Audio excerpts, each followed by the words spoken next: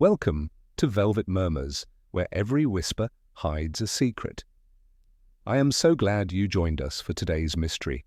Before we begin, tell us in the comments where you are tuning in from. We love hearing from mystery lover from all over the world. The Man with Two Faces, Chapter 1. A Whisper in the Club. The lanes of St. Mary Mead were unusually restless that week. Not that anything dramatic had occurred in the village itself. Heavens, no. But a whisper had travelled from the nearby town of Market Basing, and, as always, whispers have a way of settling in St. Mary Mead like sparrows in a hedgerow.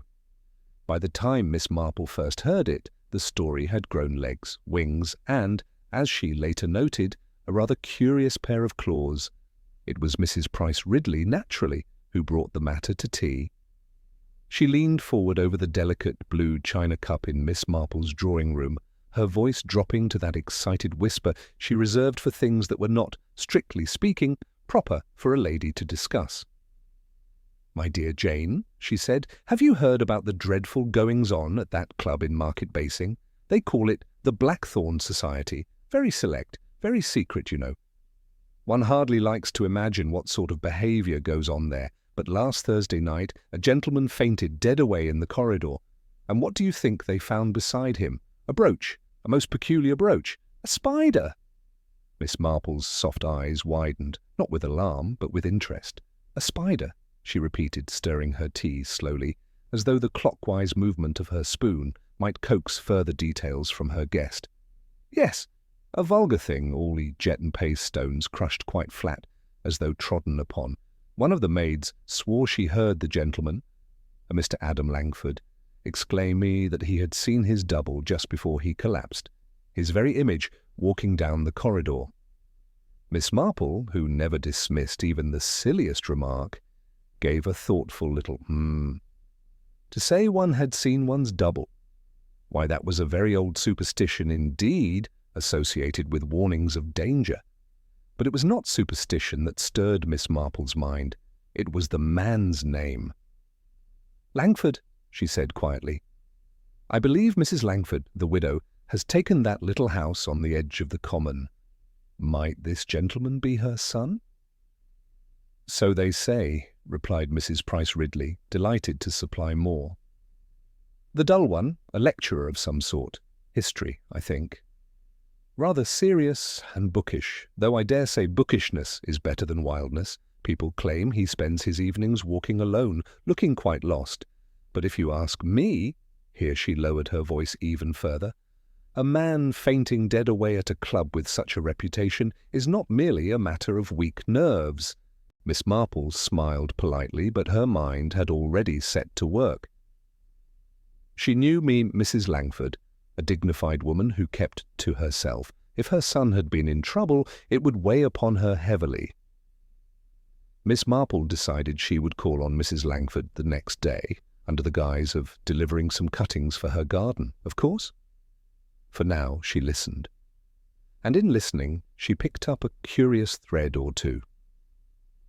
It seemed that more than one person had seen Mr. Langford that night, though descriptions varied. One maid described him as polite, almost timid, apologizing profusely when he stumbled. Another insisted he was curt, almost rude, brushing past her without a word. Such contradictions were small things to others, but to Miss Marple they glowed like candle flames in a dark room. Later that evening, she sat by her window with her knitting. Outside, the last of the summer light faded, casting long shadows across the hedgerows. Miss Marple reflected on what she had heard, a crushed spider brooch, a fainting gentleman, and talk of a double, all very mysterious. And yet, she thought, people do not faint without reason. Nor do brooches crush themselves beneath invisible feet. The next morning dawned bright, with a crisp wind that tugged at the roses in Miss Marple's garden. She wrapped a shawl about her shoulders and set out for Mrs. Langford's cottage with a small pot of pink geraniums. Mrs. Langford, tall and dignified, received her in the parlour. There was no sign of distress upon her face, though her eyes carried that weary look of one who has borne worry for many years. "Such a kind thought, Miss Marple," she said, setting the flowers upon the mantel. "How beautiful they will look by the window." Miss Marple smiled. "One must always bring a little colour into a room, don't you think? Though I fear colour sometimes has a way of creeping into our lives whether we wish it or not. I was so sorry to hear your son was unwell the other night." A flicker passed across Mrs. Langford's expression, too quick for most to notice. But Miss Marple, sharp-eyed beneath her gentle manner, caught it. "Adam is delicate," Mrs. Langford said after a pause. "He works too hard, far too hard. His nerves suffer. A young man cannot bury himself in old books forever. It is not healthy." "Indeed," Miss Marple murmured. "The past does have a way of weighing heavily if one does not balance it with the present." Mrs. Langford pressed her lips together as though the conversation had strayed too close to an unwelcome truth. At that moment, a step was heard in the hall. The door opened, and Adam Langford himself entered. He was a tall young man, pale, with thoughtful eyes that seemed older than his years. He started slightly upon seeing Miss Marple, then bowed politely. "How do you do, Miss Marple?" he said, his voice soft and courteous. "I hope my mother has offered you tea."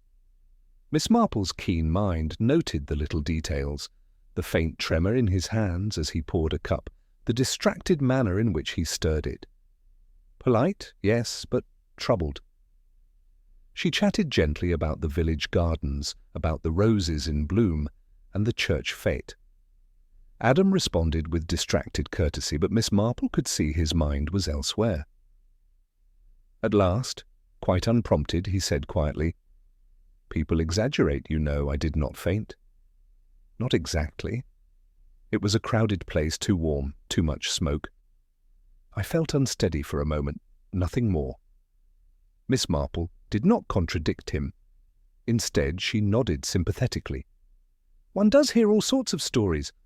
Why, I have even been told you saw someone who looked very like yourself." Adam's hand tightened around the cup. For an instant his face grew rigid, as though carved in stone. Then he laughed lightly, too lightly. "Village gossip," he said. "People will say anything. I saw no such thing." But Miss Marple, watching closely, noted the denial came too quickly, the laugh too sharp. She let the matter rest, speaking instead of harmless things. Yet, as she walked home later across the green, her mind returned again and again to that crushed spider brooch and to Adam Langford's strained smile. For Miss Marple knew one truth above all others. When people insist too strongly that something is not so, it very often is. Chapter 2. The Lecturer from Nowhere. The next few days brought no great commotion to St. Mary Mead, yet Miss Marple had the distinct impression that life had shifted ever so slightly, like a carpet under which something untidy had been hastily swept.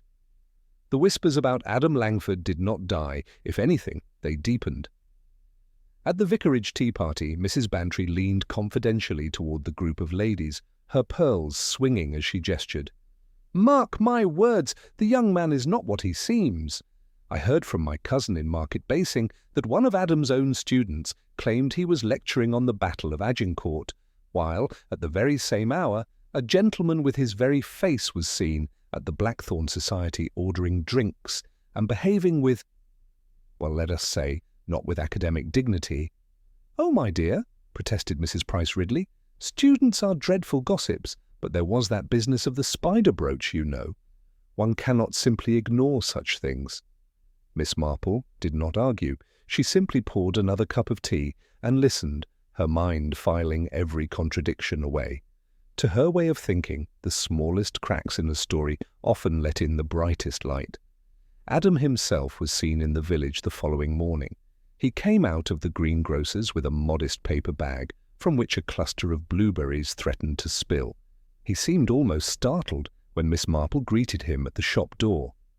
"Such a healthy choice, Mr. Langford," she remarked kindly. "Blueberries are not to everyone's taste, though I believe they are very good for the nerves." For the briefest moment, his expression clouded, then cleared. "Yes." "I like them after supper," he said quietly, and with a courteous bow he moved on.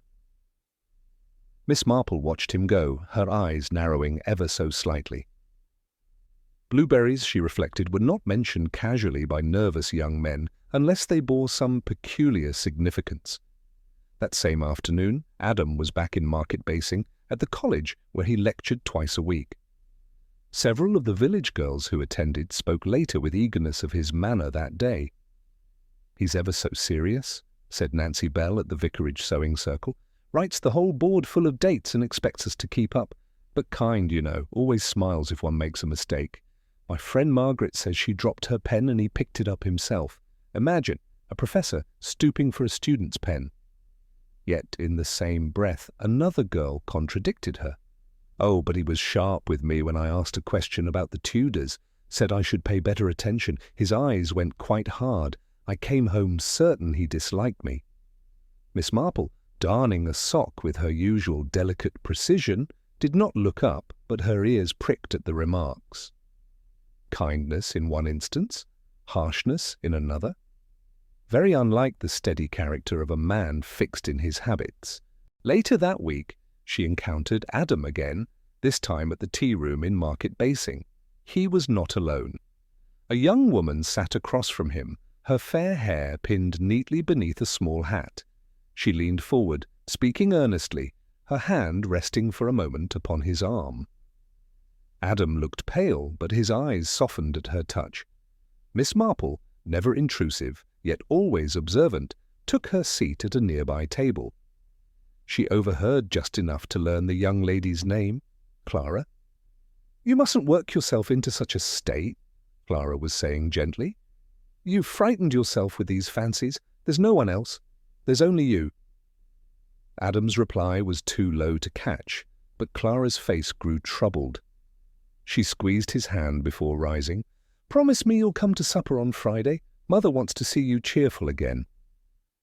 They parted tenderly enough, though Adam's eyes darted about the room as though expecting a ghost to materialize from the wallpaper.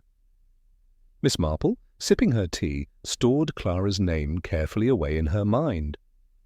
Companions often knew more than anyone else, if only one asked the right questions. That evening, on her way back through the village, Miss Marple paused at the gate of Mrs. Langford's cottage. Voices carried through the open window. "I tell you, Mother, it was him," Adam's voice insisted, rising with unusual intensity. "My very image. I cannot explain it. But he exists. He must." Mrs. Langford's tones came cool and measured. "You are overwrought, Adam. You always were fanciful. Do not behave like a third-rate actor. You are a lecturer, a respectable man. Face your duties." There was silence, then the faint clatter of a teacup, set down too roughly. Miss Marple walked on softly, her face thoughtful. A third-rate actor. Why that phrase? She had not known Mrs. Langford to speak lightly. The next day, Market Basing hummed with yet another contradiction. Tilly, a maid at the Blackthorn Society, confided to her aunt, who naturally told the butcher, who naturally told Mrs. Bantry, that she had seen Adam Langford at the club the previous night. "Polite as you please," Tilly swore, tipped his hat and asked after my mother's rheumatism. But Mr. Hartley, the steward, swears the same man brushed past him without a word, scowling as if the whole world were beneath him, and that was not 5 minutes later. By the time the tale reached Miss Marple's neat parlour, the contradictions had doubled themselves like reflections in a mirror. "Curious," Miss Marple murmured, folding her hands over her knitting. "Polite here, rude there. A lecturer, and yet also an actor, perhaps. Blueberries, a spider brooch, and now a young lady named Clara. Very curious indeed." Her needles clicked gently, steadily. Others might dismiss these scraps as village gossip. But Miss Marple knew, oh yes, she knew, that in scraps of gossip lay the threads of truth. One only had to be patient enough to untangle the web. Chapter 3. 2 Men, 1 Shadow. It was a Monday morning in St. Mary Mead when Miss Marple first laid eyes on the new arrival. She had gone out with her basket to collect eggs from Mrs. Bartlett's farm, and as she lingered by the gate exchanging pleasantries about hens and the state of the weather, a motor car stopped at the corner. From it stepped a lady, slim and rather elegant, though not of the village type. She carried herself with a certain determination, yet her face bore the fatigue of one not wholly at ease. "Excuse me," the lady asked the farmer, "do you know if Mrs. Langford lives nearby? I was told she resides on the edge of the common."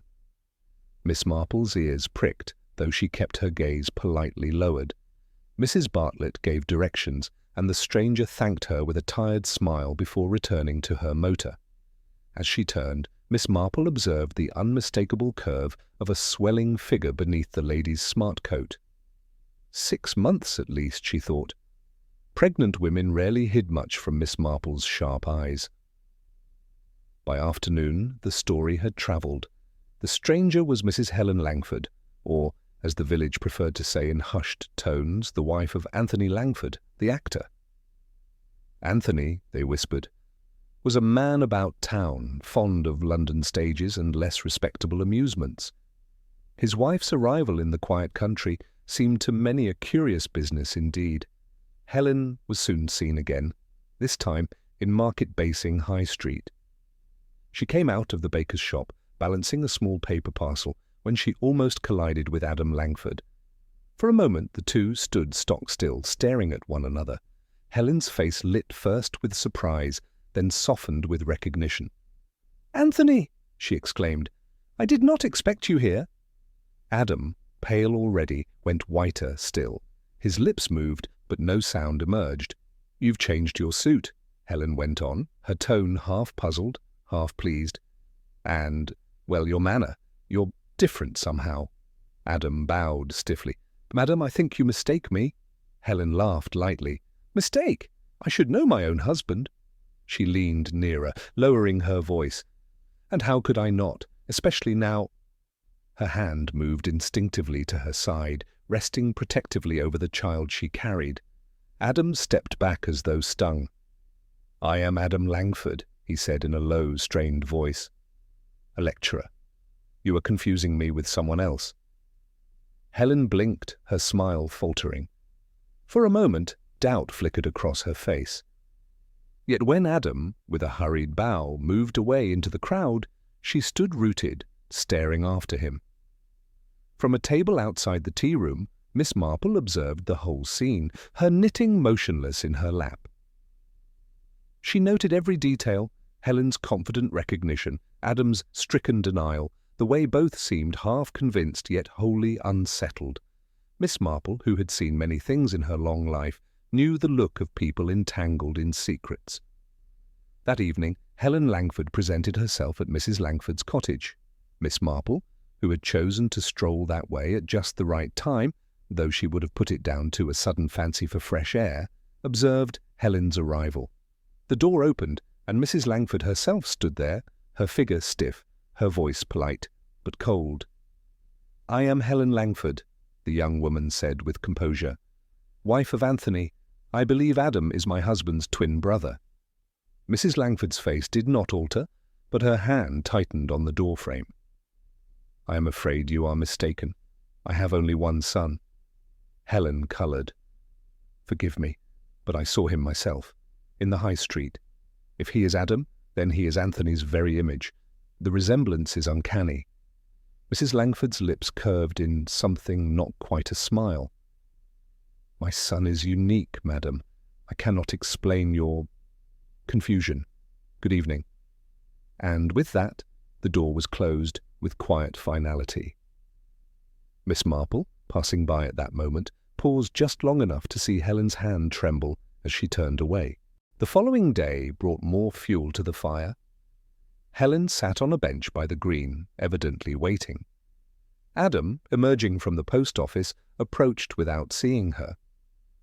When at last his eyes fell upon her, he stopped, but she beckoned him with quiet insistence. "You are Adam," she said softly when he came near.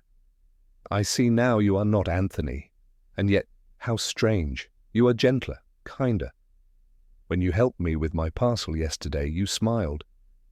Anthony would never have smiled. He has grown sharp. And you—" Her eyes filled unexpectedly with tears. "I do not understand." Adam looked away. "Neither do I," he murmured. "Neither do I." He bowed, then walked off swiftly, leaving Helen shaken. From a short distance, Miss Marple, trimming her roses by the fence, saw enough to catch the essentials. It was not often she intruded upon strangers, but she felt a pang of sympathy for the young wife. When Helen passed by, Miss Marple addressed her gently. "A little rest, my dear, and perhaps a cup of tea might help. You look quite pale." Helen hesitated, then smiled wanly. "You are very kind. I think perhaps I shall take your advice." That evening, word spread that Helen Langford had returned abruptly to her lodging. One of the maids reported overhearing her telephoning her husband, speaking in low, urgent tones. The curious part, however, was that Anthony himself had been seen by more than one villager the very same afternoon, walking along the ridge road, his stride brisk, his expression hard. "But it was Adam," insisted Mrs. Price Ridley, recounting the tale to her circle. "Or so I thought, until he ignored me entirely and marched off like a stranger." "Anthony," corrected Mrs. Bantry, knowingly. "They say he is a man of very different temper." "Two men," sighed the vicar's wife, shaking her head. "One shadow. I cannot keep them straight." Miss Marple smiled her gentle smile. "Perhaps," she said softly, "there is only one thread, and we are seeing it woven into two different patterns." She said no more, but as she sat by her fire that night, her needles clicking steadily, she reflected on what she had observed. Adam's politeness, Anthony's supposed rudeness, Helen's certainty, then her doubt. Mrs. Langford's denial, and that peculiar phrase, "a third-rate actor." It was, Miss Marple thought, like watching a play performed in a hall of mirrors. One actor, perhaps, but with two masks, one smiling, one scowling. And behind it all, the faint glitter of a crushed spider brooch, like the dark symbol of a web still being spun. Chapter 4. The Envelope and the Key. The following week brought with it a curious stillness, as though the village itself were holding its breath. Yet beneath that quiet surface, whispers grew louder. A new detail had come to light, and it was Miss Hart, the postmistress, who let slip the first murmur. She had mentioned it casually to Mrs. Bantry, who naturally passed it on to Mrs. Price Ridley, who could not resist confiding it at the Women's Institute. By the time it reached Miss Marple, it had gathered all the polish of certainty. Adam Langford had been seen with a sealed envelope marked "personal" and "confidential." "Carried it as though it were a snake," declared Mrs. Price Ridley dramatically over tea. "White as chalk and trembling all over. Whatever was inside, it frightened him." Miss Marple, knitting a neat row of grey wool, did not comment, but her mind at once leapt to the crushed spider brooch, to Adam's stricken denial in the High Street, and to Helen Langford's confused certainty. A confidential envelope was precisely the sort of thing that opened doors, sometimes quite literally. That same afternoon, Miss Marple found herself in Market Basing on the pretext of buying more skeins of wool. She had long believed that errands served the dual purpose of restocking cupboards and restocking knowledge. As she passed the tea-rooms, her sharp eye caught Adam sitting in a corner table, the envelope placed before him. He stared at it as though it contained either salvation or damnation. His fingers hovered above the flap but did not break the seal. After a long moment, he slipped it inside his coat pocket, rose abruptly, and left. Miss Marple, pausing to adjust her gloves, noted the tremor of his hand as he passed the door. It was not the tremor of an ordinary young man with nerves. It was the tremor of one who feared the truth contained in paper and ink. That evening, Miss Marple called upon her old friend Dolly Bantry at the hall. Over sherry in the drawing-room, she spoke lightly of Adam. "Such a nice young man," she said, her needles clicking steadily. "So polite. But I do wonder whether he quite knows himself. Some young men don't, you know. It can be very confusing for a wife. Or for a mother." Dolly chuckled. "Jane, you're hinting again. What is it this time?" Miss Marple smiled. "Oh, nothing at all. Merely that I once knew a case where a young man kept 2 diaries, one for the daylight, one for the night. And curiously, the entries often contradicted one another. It puzzled everyone dreadfully, until we realized it was not 2 men at all, but one who had convinced himself he lived 2 lives. Dolly's laughter faltered. "You don't mean—" "Oh, Jane, you're too shrewd by half." Miss Marple merely bent her head to her knitting. "I only observe, my dear, I only observe." The next day brought confirmation of the gossip. Old Mr. Jenkins, the caretaker at the Blackthorn Society, came into the grocer's with a tale he could not resist sharing. He had seen Adam outside the club late one night. The young man had stood for some minutes, the envelope in hand, before at last producing a key and slipping inside. "A key!" gasped Mrs. Bantry when she repeated it later. "But those are only given to members, exclusive ones at that." Miss Marple listened in silence, but her mind ticked quietly onward. If Adam possessed a key, then the envelope had contained more than just paper. It had contained entrance. To what? To temptation, perhaps, to secrets, to danger. The contradiction sharpened still further that week. One evening, Adam was seen by the rector walking politely with Clara through the green, carrying her basket for her. Yet scarcely half an hour later, Mrs. Price Ridley swore she had glimpsed him striding toward the ridge road, face set and eyes blazing, ignoring her greeting entirely. "2 men, I tell you," she insisted to the sewing circle. "One soft and smiling, one hard and cruel. The likeness is uncanny, but they cannot be the same." Miss Marple said nothing. But in her mind's eye she saw again the envelope marked "personal" and "confidential," saw again the faint tremor of Adam's hand, and heard again Mrs. Langford's remark, "Do not behave like a third-rate actor." She knew something now, with quiet certainty. The village was watching not 2 men, but 2 shadows cast by the same lantern. One evening, as the September dusk fell early, and lamps flickered in cottage windows, Miss Marple set out to return a borrowed book to Mrs. Langford. She found Adam there, sitting rigidly by the fire, the envelope open at last upon the table. He started when Miss Marple entered, his eyes haunted. The paper inside was folded, but Miss Marple's sharp eyes caught the words scrawled across the top. "Admittance, Blackthorn Club." Beside it lay a small brass key, gleaming dully in the firelight. He pushed the papers together hastily. "Merely college business," he murmured, too quickly. "Nothing important." Miss Marple smiled her gentle smile. "Of course, dear, college business can be very tiresome. One does sometimes find that certain matters, once opened, cannot easily be closed again, rather like envelopes or doors." Adam swallowed hard, his face paling. "I don't know what you mean." But Miss Marple, with the wisdom of years, did know. She knew that young men often sought excitement when boredom pressed too close. She knew also that keys, literal or otherwise, had a habit of unlocking more than their owners expected. As she took her leave, her eyes fell once more upon the brass key. It glimmered faintly as though eager for use. And Miss Marple, who had untangled many a web in her time, thought suddenly of the crushed spider brooch, of the contradictions in Adam's manner, and of Helen's confusion in the High Street. The threads were drawing together, a web was being spun, and somewhere at its centre waited a spider, patient, hungry, and very much alive. Chapter 5. The Spider's Web. The wind had turned sharp in St. Mary Mead. Autumn leaves skidded across the lanes, and chimney smoke hung low against the grey sky. It was on such a morning that Adam Langford walked slowly, almost reluctantly, toward his mother's cottage on the edge of the common.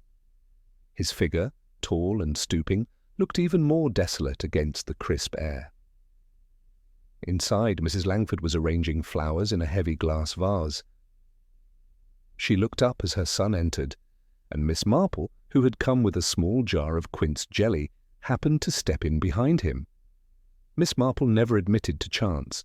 She simply believed that opportunities for observation had a way of presenting themselves to those who noticed. Adam's face was pale, his lips pressed tight. Without ceremony, he spoke. "Mother, tell me the truth. Did I ever have a brother? A twin?" The silence in the room seemed to thicken. Mrs. Langford's hand trembled ever so slightly as she adjusted a stem. "No, Adam," she said firmly. "You have always been alone. If there had been another child, I should certainly have told you, do not indulge these fancies." Her tone was decisive, yet Miss Marple's eyes did not miss the faint flush that rose to her cheeks, nor the way her gaze dropped to the vase as though to avoid his. Adam pressed on. "But people have seen him, a man with my face. I have seen him myself. Last week in market basing, he looked at me as if I were his reflection." Mrs. Langford's mouth set in a tight line. "Nonsense! You have been working too hard. History is all very well, but it fills the head with shadows. You must not behave like—" She paused and then, almost bitterly, added, "like a third-rate actor."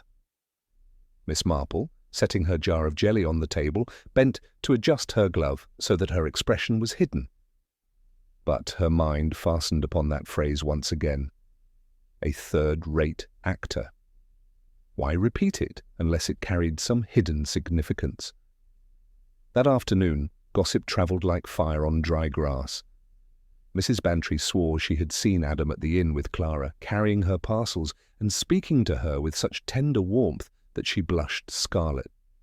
Yet scarcely an hour later, Mr. Harwood, the verger, declared he had passed Adam on the Ridge Road, striding alone, his face set and grim, ignoring every greeting. Two men, one shadow. The villagers could not make sense of it, but the more they argued, the more the legend grew. At the Women's Institute meeting, Mrs. Price Ridley was positively triumphant. "I told you there were two of them. It explains everything. Twins, separated at birth, perhaps. One good, one bad. It is the only possible explanation." The vicar's wife shook her head. "But Mrs. Langford denies it absolutely." Miss Marple, quietly untangling a knot in her yarn, murmured, "Denials can be very strong, my dear. Sometimes the stronger they are, the less one is meant to believe them." The puzzle deepened still further when Helen Langford, Anthony's wife, appeared at the churchyard one morning, her face pale and anxious. She seemed to be looking for someone, and when Miss Marple approached gently, she confided in a low voice. "My husband. He changes, Miss Marple. At times he is cruel, impatient, impossible to live with. At other times he is gentle, thoughtful, almost loving, as though he were not the same man at all." She faltered, then added, "Yesterday I spoke with Adam, your Adam here in the village. He helped me, spoke kindly. I thought, this is Anthony as he once was. But when I went home, Anthony was there, hard and scornful as ever. How can one explain it?"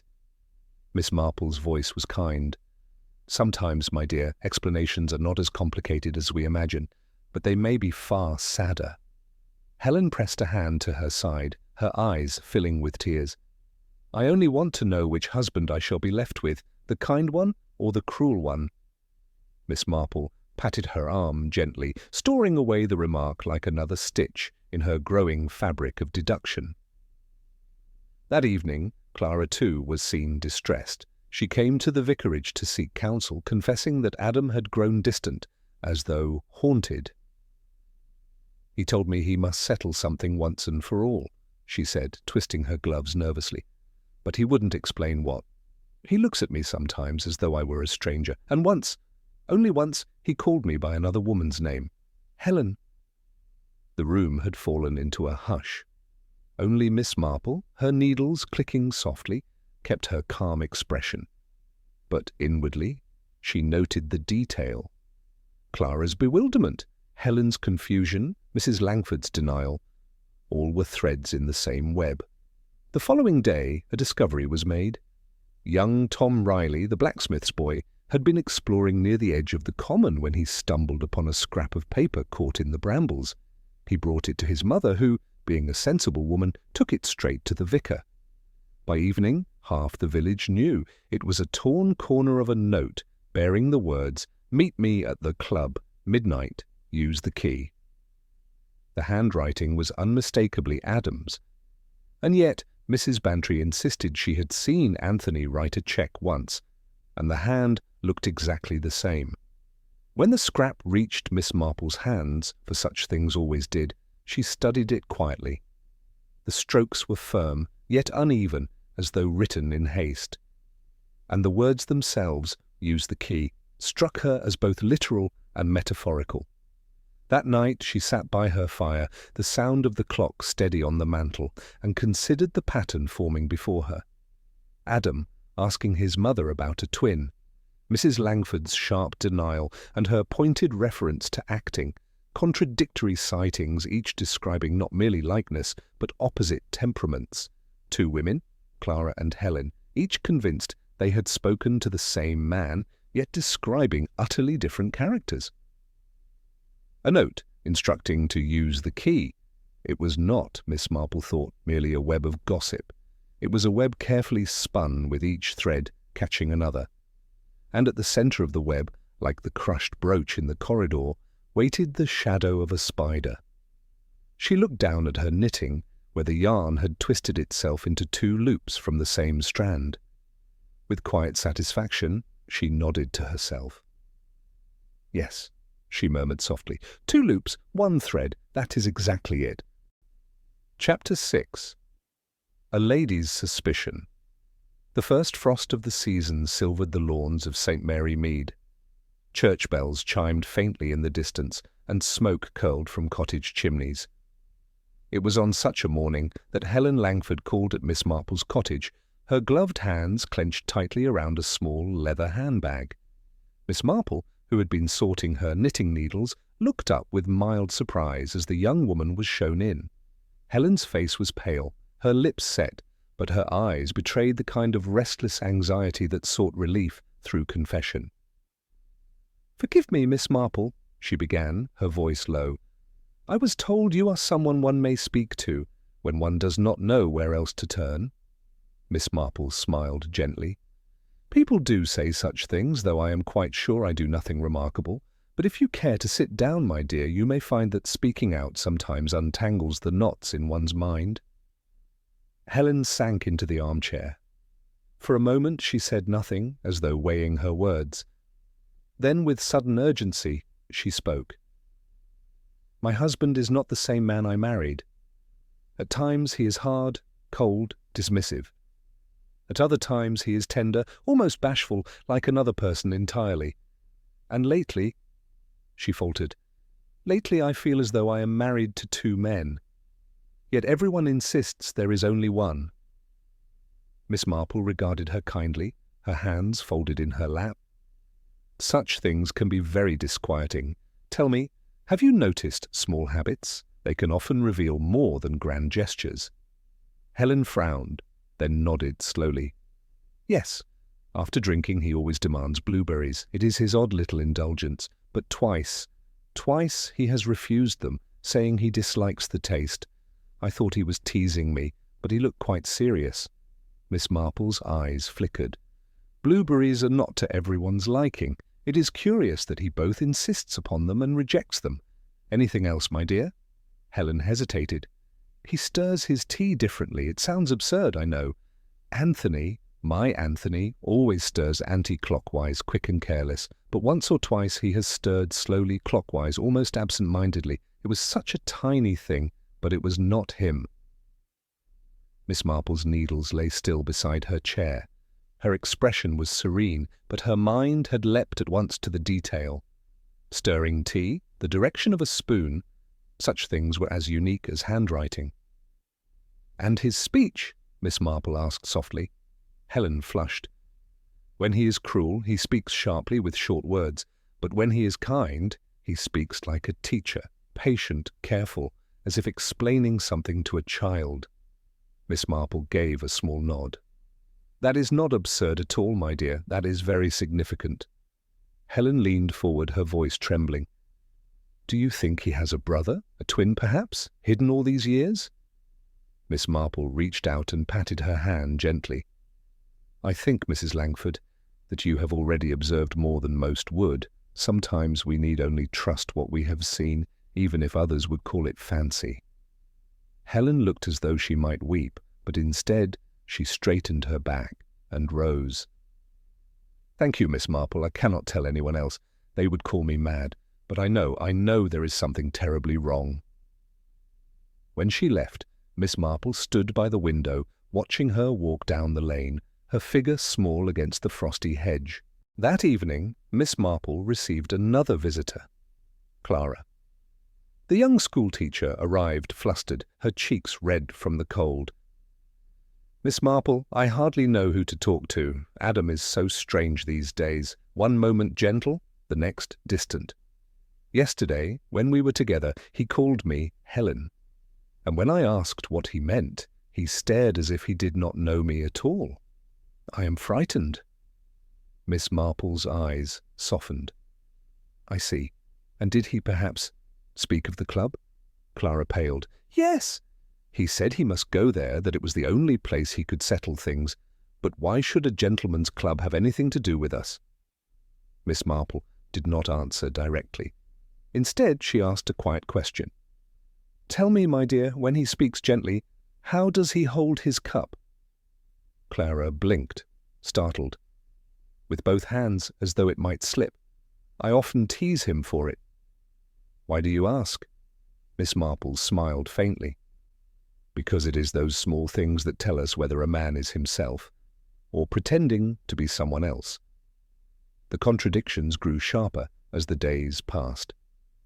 On Wednesday, Adam was seen by the vicar walking politely with Clara, carrying her books. But at nearly the same hour, Mrs. Price Ridley swore she encountered him near the Ridge Road, his manner brusque, his face hard. "Two men!" she declared in triumph at the sewing circle. "I will not be gainsaid. It must be so."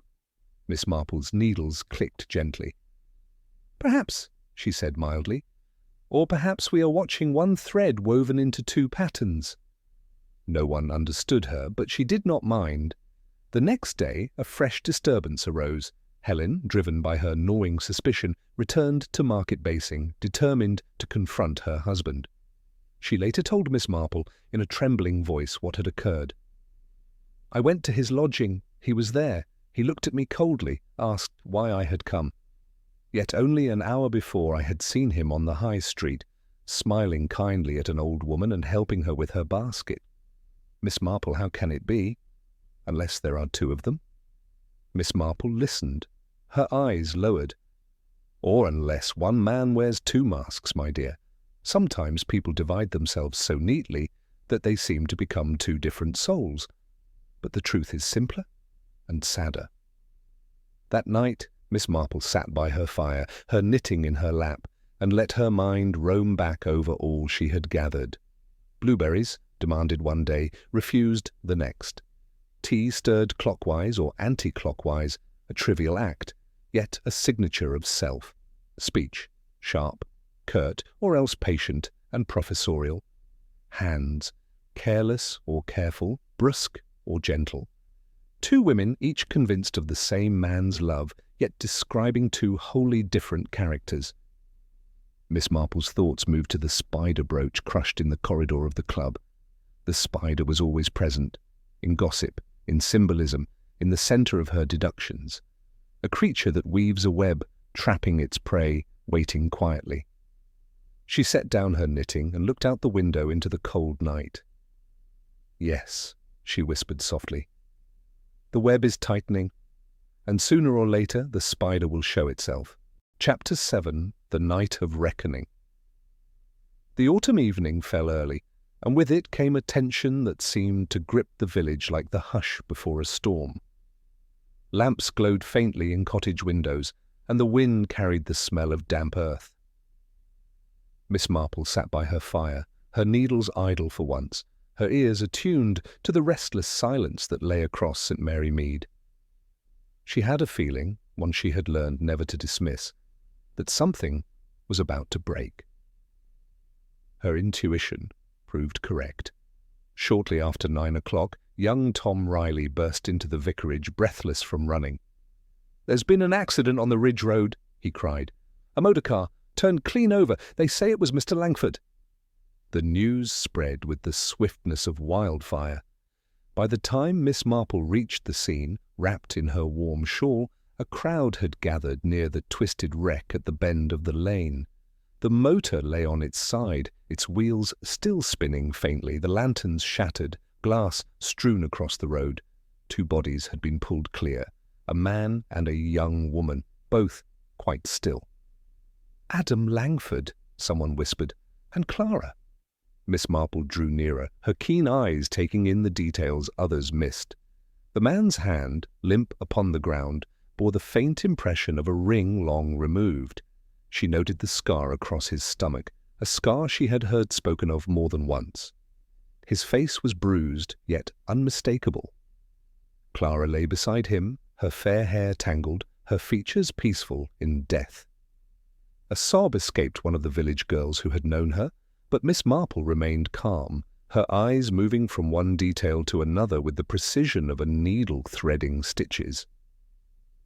Inspector Craddock, summoned swiftly from the town, was already on the scene. He glanced up as Miss Marple approached. "Ah, Miss Marple, a dreadful business. Looks like they lost control, went too fast round the bend. Nothing suspicious, I should think." Miss Marple's voice was gentle. "I dare say, and yet accidents often reveal truths that daily life keeps hidden." Craddock raised an eyebrow but said nothing. He had learned long ago not to dismiss Miss Marple's quiet comments. By the next morning the village was in uproar. Some swore that Adam had perished. Others insisted it must have been Anthony. Still others whispered of both men dying together. Confusion reigned and every tongue wagged. Mrs. Price Ridley, of course, declared it all proved her theory. "Twins," she insisted. "They both existed, and now one is dead. Or both. It's the only explanation." Miss Marple, listening quietly, merely smiled. "Perhaps, my dear, or perhaps the explanation is both simpler and far more tragic." That afternoon, Helen Langford arrived at the cottage of Mrs. Bantry, her face pale, her hands trembling. She asked for Miss Marple. "They say it was Adam," Helen whispered when the old lady appeared. "But I went to my husband's lodging this morning. His bed had not been slept in, his clothes were gone, and the ring he always wore, the one that left a mark upon his finger, I saw that mark on the hand of the man who died." Miss Marple patted her hand gently. "Yes, my dear, I observed it too, and the scar." Helen looked stricken. "Then it was Anthony, but the villagers said it was Adam." "Oh, I do not know what to believe any more. Was there ever an Adam? Was there ever truly an Anthony? I feel as though I have been married to shadows." Miss Marple's eyes softened. "Sometimes shadows can look very much like men, Mrs. Langford, and sometimes men cast more than one shadow." Inspector Craddock, growing weary of the contradictions, agreed at last to Miss Marple's request. That evening he gathered those most concerned in the drawing-room of Mrs. Langford's cottage. Helen, Mrs. Langford herself, Clara's grieving mother, and a few of the key witnesses. Miss Marple, sitting quietly by the hearth, looked as unassuming as ever, her knitting bag by her side. Craddock began briskly. "We have before us the bodies of a man and a woman recovered from the Ridge Road. The woman is identified as Clara. The man is less clear. Some say Adam, others Anthony. Miss Marple believes she can shed light upon this confusion." All eyes turned to her. Miss Marple folded her hands and began in her gentle, story-like voice.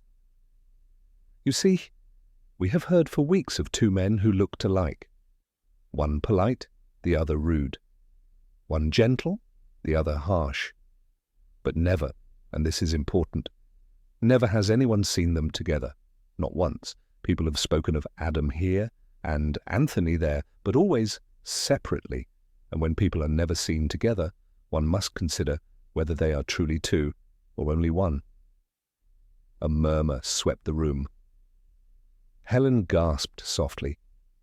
Miss Marple continued. "Our little clues tell us more than appearances. Blueberries demanded one day, refused the next. Tea stirred clockwise at breakfast, anti-clockwise at supper. A teacher's patient voice here, an actor's sharp tone there. And then the remark of Mrs. Langford herself, that her son must not behave like a third-rate actor.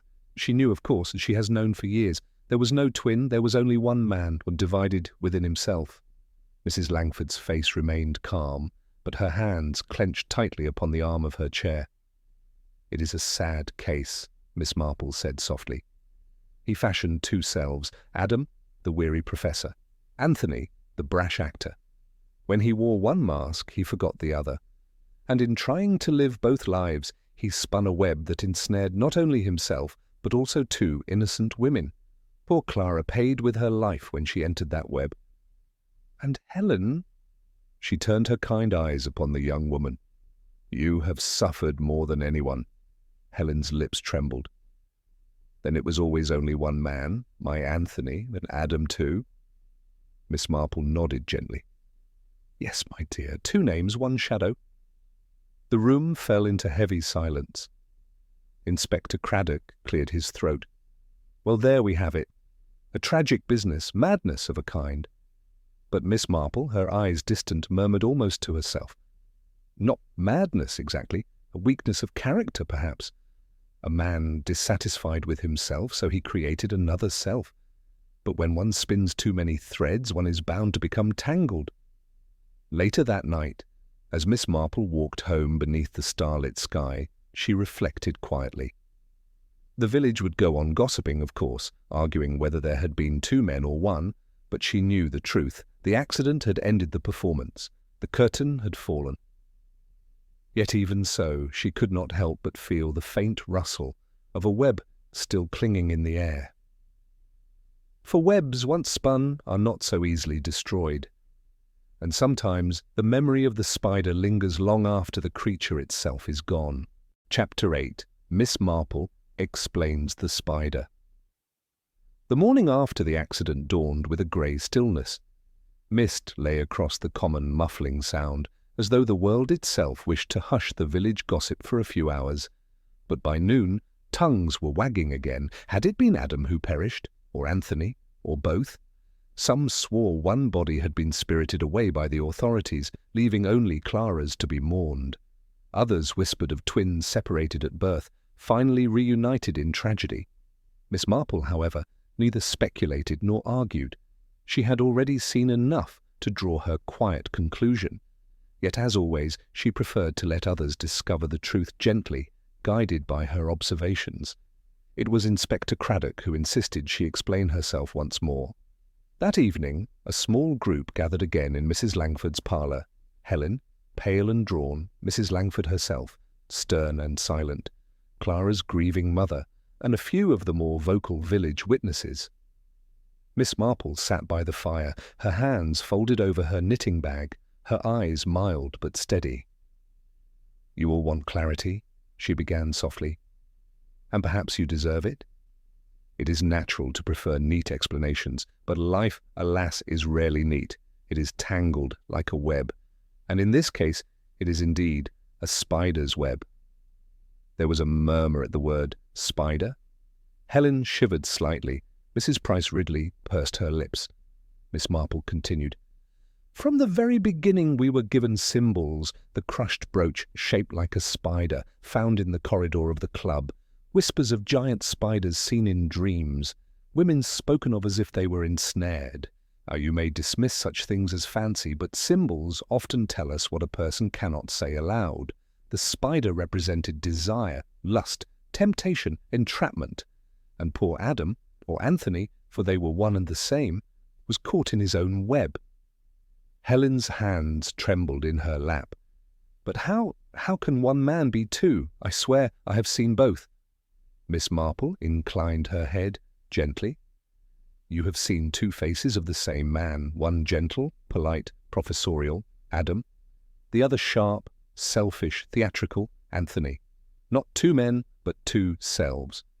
And in a way Mrs. Langford encouraged it. She told him more than once not to behave like a third-rate actor. She knew he had divided himself into roles. He created Adam to escape Anthony's failures, and Anthony to escape Adam's dullness. But when one lives too long in two skins, the line between them frays. Mrs. Langford's lips pressed together. He was Imaginative as a child, too imaginative. I thought if I denied it, it would vanish. Miss Marple's eyes softened. Denials, dear lady, rarely cure anything. They only drive it deeper.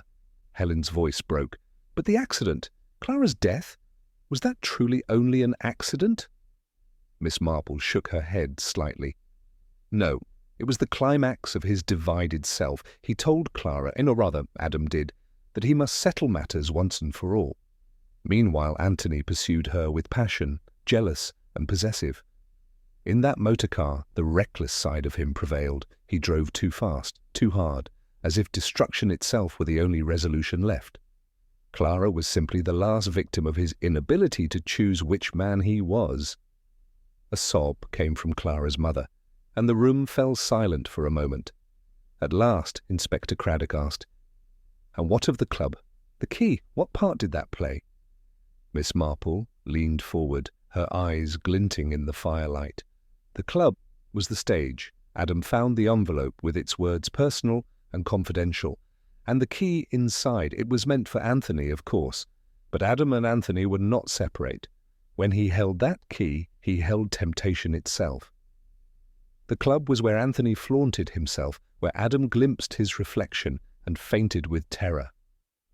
That is why the spider brooch was found there, because the club was the heart of the web. She paused, letting the words sink in.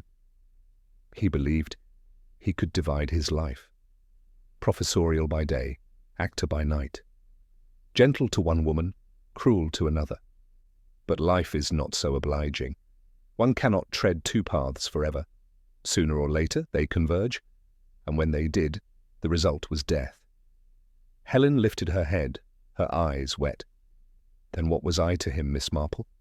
Was I wife to Anthony, or to Adam? Miss Marple's voice was soft, almost sorrowful. You were wife to both, my dear. You saw the best of him, and you saw the worst. That is often the tragedy of marriage, to love the man one hopes he is, while enduring the man he becomes. But remember, the kindness was as real as the cruelty. Both were him. Helen closed her eyes, tears slipping silently down her cheeks. The room fell into silence again. At last, Miss Marple gathered her knitting and rose. There is little more to be said. A sad business, a young woman dead, a man destroyed by his own divided nature. One cannot weave a web without becoming caught in it oneself. The spider, you see, devours not only others but sometimes itself. She looked around at the solemn faces, then added gently, "Let us be thankful the web is broken now, and that those who remain may step free of it."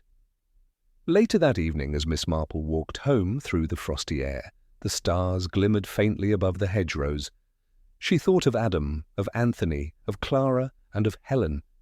She thought, too, of the spider brooch, crushed beneath a heel, the first clue, the first symbol. Her lips curved in the faintest smile of melancholy wisdom. "The smallest things," she murmured. "A brooch, a spoon stirring tea, a fondness for blueberries. They tell one everything if only one pays attention." At her cottage door, she paused and looked back at the night sky. People imagine great crimes are solved by grand evidence, but they forget. It is the little threads that make the web, and it is the little threads that reveal the spider at the center.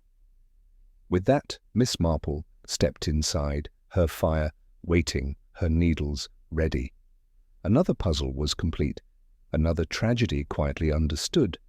The village would chatter, as it always did, but she alone had untangled the web.